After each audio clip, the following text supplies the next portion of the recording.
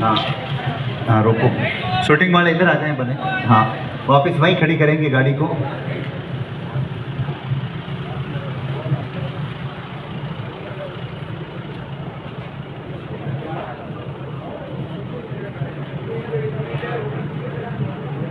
पुष्प लेके आ जाएं शासन भवन से।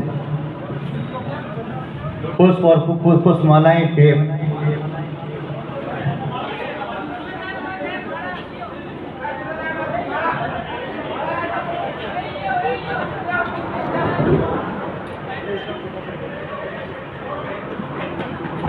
दो साफे माले,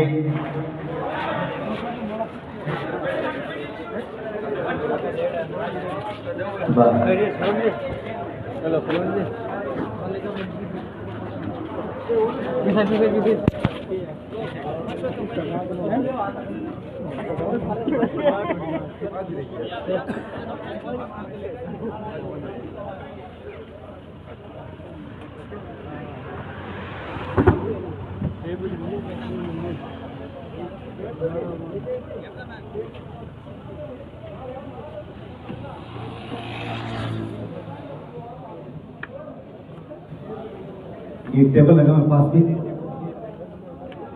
और कुर्सियां भी। मछली पे है क्या वहां पर? सत्संग भवन में थी वो।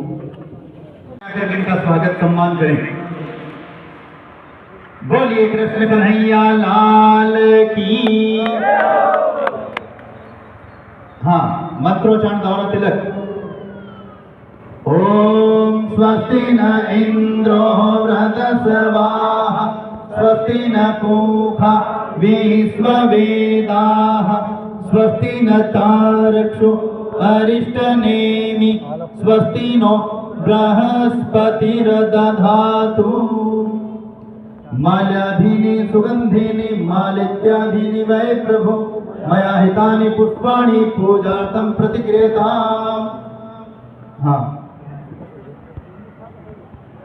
बोलिए कृष्ण कन्हैया लाल की। बिना कहीं पुष्प करें आप, सब चीज ध्यान नहीं रहती। मैं निवेदन करूंगा श्रवण जी विष्णु से, आप कुर्सी लेके उधर पधारें। हाँ, श्रीमान भूपेंद्र जी देवड़ा, सरपंच खेजड़ना, आप श्री का साफा पहना करके स्वागत सम्मान। बोलिए गौ माता की। माला द्वारा स्वागत। माल्याधीनि सुगंधीनि मालित्याधीनि वै प्रभु मया हितानि पुष्पाणि पूजार्थं प्रतिगृह्यताम्। हाँ, कितनी माला अपने पास यहाँ? एक है यहाँ पर। हाँ, एक आगे लगा दे टेप से। हाँ, दो गोल घेरे में लगा दे, पान के पत्ते की तरह। हाँ, ऐसे दो टेप से लगा दे आराम से। आप अपना काम करते रहें। हाँ, मर्द बनकर के जीवो, मर्द बनकर के मरो। इतिहास बनता नहीं, इतिहास बनाया जाता है। और युवाओं से निवेदन, डर के आगे जीत है। जिस दिन आप देख लेंगे कि कल का सूरज हमें नहीं देखना है, उस दिन आप इतिहास बनाना सीख जाएंगे। कायर कभी भी इतिहास नहीं बनाते हैं, कायर कलंक लेकर के मरते हैं। और शूरवीर इतिहास खड़ा करके इस संसार से विदा होते हैं। जो जिंदा लोग हैं वो मरे हुए समान है अगर उनकी कीर्ति नष्ट है। जिनकी कीर्ति नष्ट हो चुकी है, शराब पीते हैं, पशु तत्व जीवन जीते हैं, गलत काम करते हैं, वो जिंदा रहते हुए भी मृत समान माने गए हैं। और जो दुनिया में नहीं है, भगवान श्री राम, कृष्ण, महाराणा प्रताप, तेजाजी, चंद्रशेखर आजाद, फिर भी वह आज जिंदा हैं, उनकी कीर्ति जिंदा है। लाखों करोड़ों लोगों को वो आज भी प्रेरणा देते हैं। इसी तरह मैं कह रहा हूं, इस संसार के अंदर आए हैं। हाँ, तो कुछ हट करके चले। लीक लीक गाड़ी चले, लीक चले कपूत, बिना लीक तीनों चले, सिंह सुरा और सपूत, ये हट करके चलते हैं। शेर अगर शिकार करने के लिए जाता है वो सीधे सीधे नहीं जाता है, उसे अपना शिकार दिखाई देना चाहिए, वो उसे हड़ हड़ करता है। सिंह सुरा, सुरा आदमी के हाथ में हथियार होता है और रणभूमि के अंदर सीधा नहीं जाता है। जहां तलवारों की बौछार होती है, फरसों की और हथियारों की, वह उनकी लाशें भी साथ आगे बढ़ता है। और सपूत, सपूत अपनी मन मर्जी के द्वारा आगे बढ़ता है। समाज की जो कुरीतियां हैं उस पर वह नहीं चलता है, समाज की कुरीतियों को मिटाते हुए, अलग हटते हुए वो चलता है।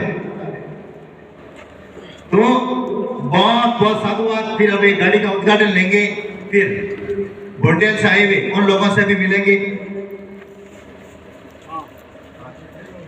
अच्छा, वो सभी आप ध्यान देना, उसमें ये आया हुआ, ध्यान देना श्रवण सेन, क्या ध्यान देना श्रवण सेन, आप मुझे उकसा रहे हो, आप मुझे उकसा रहे हो, उकसाओ मत, ठीक नहीं रहेगा। श्रवण जी विश्नोई के लिए आप 10 साल से काम कर रहे हैं, 10 सालों तक काम कर रही हो, ठाकुरी बॉस को सबक आइए, ठाकुरी बॉस को सबक आइए।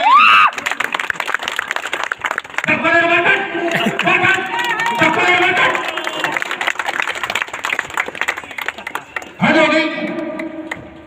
मैं कुत्तों को कुत्तों की भाषा में समझाता हूं, कुत्तों को कुत्तों की भाषा में समझाता हूं। भारत माता की वंदे इंकलाब जिंदाबाद। श्रवण जी विश्नोई और श्रवण सेन के लिए जोरदार तालियों से स्वागत। ये मेरे दाएं बाएं हाथ है।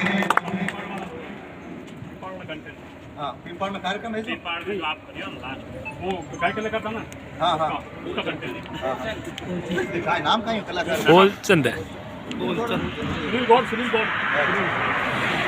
हुआ यूं कि हमारी एक प्रतियोगिता थी भगवान शनि जयंती पर नागौर के अंदर, उसमें करीब 150 कलाकार आए थे। उन सब कलाकारों का नियम यह था 7 मिनट का, 7 मिनट का एक नियम था, जिसमें पहले कुछ कलाकारों ने 7 मिनट से ज्यादा लिए और पीछे कलाकारों को 3-3 मिनट आए, और 3 मिनट में भजन का आनंद नहीं आता है। तो वहां वो प्रतियोगिता मेरे सानिध्य में थी, तो हमने कहा इस प्रतियोगिता में कुछ भूल चूक रह गई है, अपन 28 जून को ये प्रतियोगिता और रखेंगे, और जिनका नंबर नहीं आया उनका सबका नंबर लेंगे, और नंबर आएगा सबका सम्मान करेंगे। छोटे बड़े कलाकार हैं। 28 तारीख को महाराष्ट्र के परतूर के जवान परिवार के द्वारा वह भजन संध्या का आयोजन किया गया, जिसमें भी वह प्रतियोगिता प्रसिद्ध गायक अनिल जी सेन के सानिध्य में हुई, लेकिन उसमें भी टाइम की गड़बड़ हुई। बड़े बड़े कलाकारों को 8 मिनट से ज्यादा मिले, और छोटे कलाकारों का वह 3-3 मिनट आया। तो हमने फिर 13 जुलाई को, जब मेरा जन्मोत्सव था गुरु पूर्णिमा पर 48वां, तो ये कार्यक्रम हम फूलचंद जी जो नायक हैं वो बहुत सरल हैं, सीधे हैं। हमने 5 बार ये मीटिंग ली थी संस्था के अंदर, और हमने लिखित में दिया था कि फूलचंद जी आपके अंडर में ये सारा काम कर रहे हैं, प्रत्येक कलाकार को आपको 8 मिनट देना है ताकि सबका नंबर आ जाए। हो सकता है फूलचंद जी ने ध्यान नहीं रखा हो, या व्यवस्था के कारण उनसे भूल हो गई हो। तो उस दौरान पिंपल शहर के जो सुनील गौड़ है गायक कलाकार, पिंपल सिटी के जो गायक कलाकार हैं सुनील गौड़, उन्होंने 2 भजन ले लिए। मैं थाने सिमरू गजानन देवा और गौरी के नंदा, ये दोनों भजन जो है अलग अलग है। श्रवण सेन ने उनके पैर पकड़े थे कि महाराज जी के नियम कड़क हैं, आप इस भजन को रोकिए जो दूसरा भजन चल रहा है।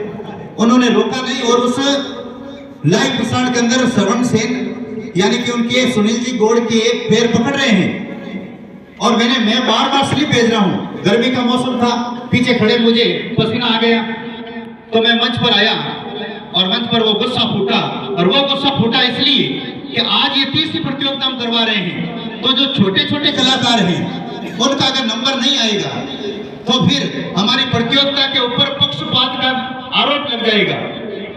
और नियमानुसार ये होता है कि एक बाप के, एक पिता के अगर 6-7 लड़के हैं तो पिता का ये धर्म बनता है कि सातों लड़कों को बराबर पाती दे, सबका लाड रखे।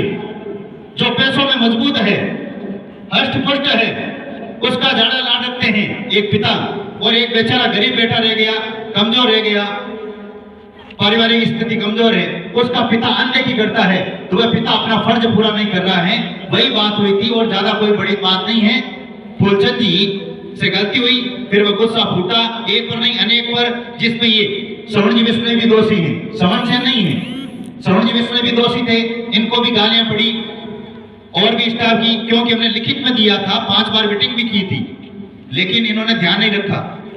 तो ये कहने का मतलब ये है कि गुस्सा जो है प्रकृति का एक नियम है। प्रत्येक व्यक्ति जिसने धरती पर अवतार ले लिया, चाहे भगवान श्री राम हो, भगवान श्री कृष्ण हो, चाहे ऋषि हो, मुनि हो, उनको भी गुस्सा आया है।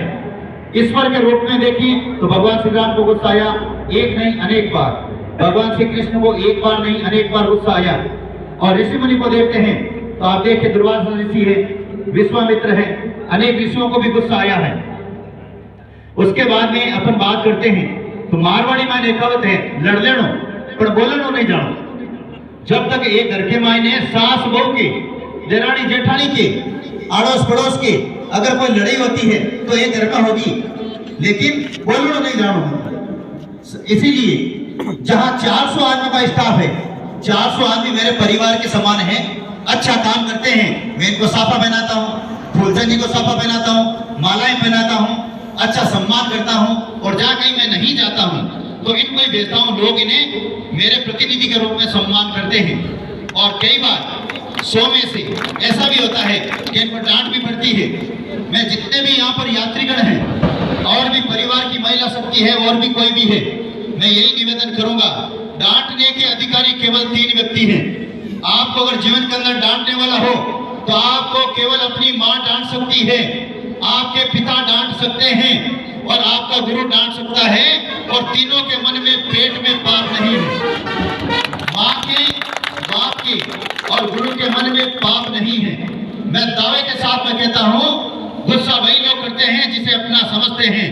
फूलचंद जी नायक मेरे प्रिय शिष्य हैं, आज भी उनसे बात होती है, मैं उनका भला सोचूंगा। जिस दिन फूलचंद जी नायक की स्थिति अगर किसी कारणवश से आर्थिक कमजोर होती है, ये कुशालगिरी उस फूलचंद के लिए तन मन धन से तैयार रहेगा। उसके अलावा अगर आपको कोई डांटते हैं तो उसकी डांट नहीं सुननी चाहिए। उसके अलावा महाभारत के अंदर साफ तौर पर लिखा हुआ है, भीष्म पितामह कहते हैं, क्या हुआ, हेलो आवाज, हाँ, महाभारत पर साफ तौर पर लिखा हुआ है, द्वितीय खंड अनुशासन पर्व, भीष्म पितामह ये कहते हैं 3 ही व्यक्ति डांटने के अधिकारी हैं। आज भी फूलचंद जी का कोई भी गाना आता है, हम उसे लाइक कमेंट करवाते हैं, बराबर हालचाल पूछते हैं, वो मेरे को प्रणाम भेजते हैं। लोगों का काम है उकसाना, लेकिन मारवाड़ी में कहावत है, एक परिवार के मायने घड़ा हुआ तो बर्तन खड़े भी लीजिए। इसका मतलब ये नहीं है पूरा परिवार टूट गया है, लोगों का काम है यूं। तो इसीलिए जीवन के अंदर ध्यान रखें, हाँ, एक माँ, बाप और गुरु डांटेगा, लेकिन अपने बच्चे के ऊपर अगर आफत आएगी तो वो अपने कलेजे पर लेते हैं, गले लगाते हैं, दुनिया गले नहीं लगाएगी। मान लीजिए श्रवण सेन के ऊपर हमला हुआ, किसी ने साथ नहीं दिया, मैंने क्या ये कहा था